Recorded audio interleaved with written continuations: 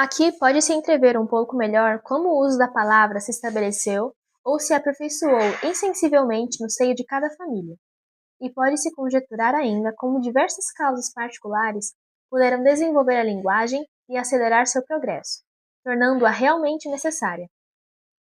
Grandes inundações ou terremotos cercaram de águas ou de precipícios áreas habitadas. Revoluções do globo desarticularam e cortaram em ilhas porções do continente. Imagina-se que entre homens assim aproximados e forçados a viverem juntos, surgiu e se formou um idioma comum mais depressa que entre aqueles que erravam livremente pelas florestas da terra firme.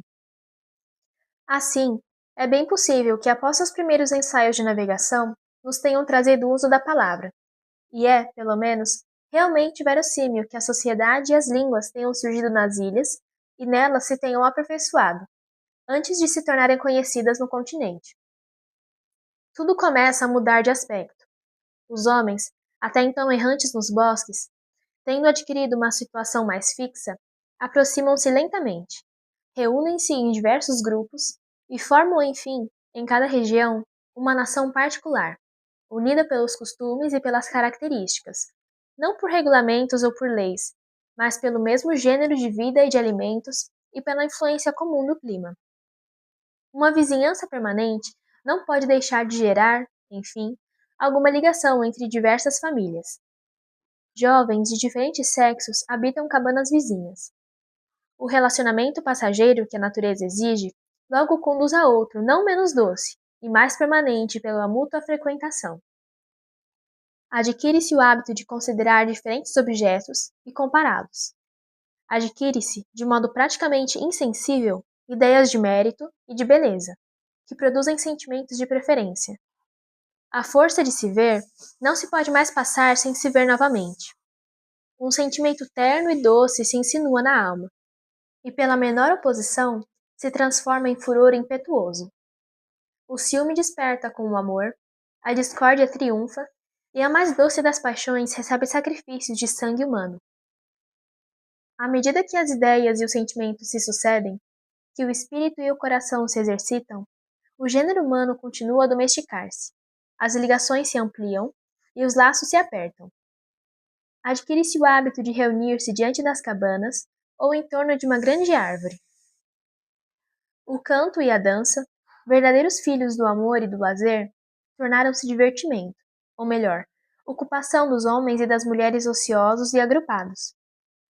Cada um começou a olhar os olhos e a querer ser olhado por sua vez, e a estima pública se configurava como um prêmio.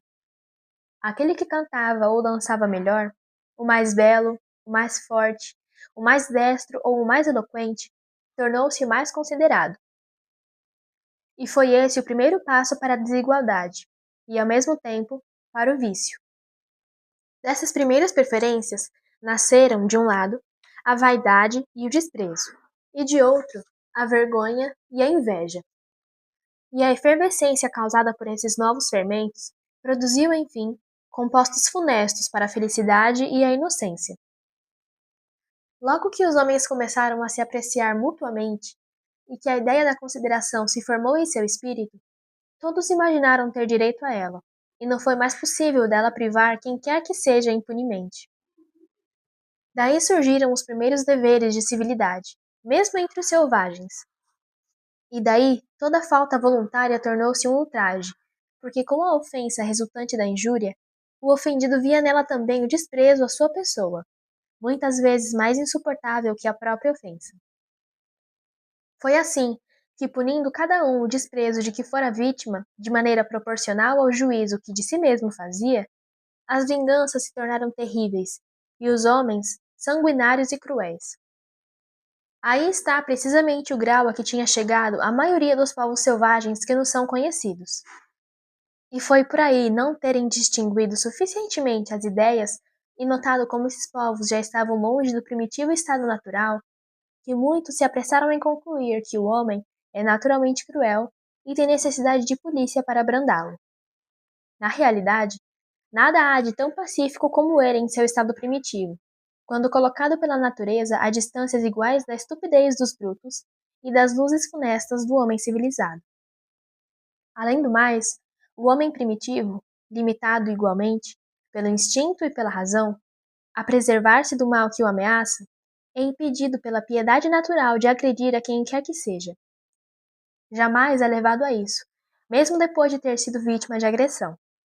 De fato, segundo o axioma do sábio Locke, não poderia haver injúria onde não há propriedade.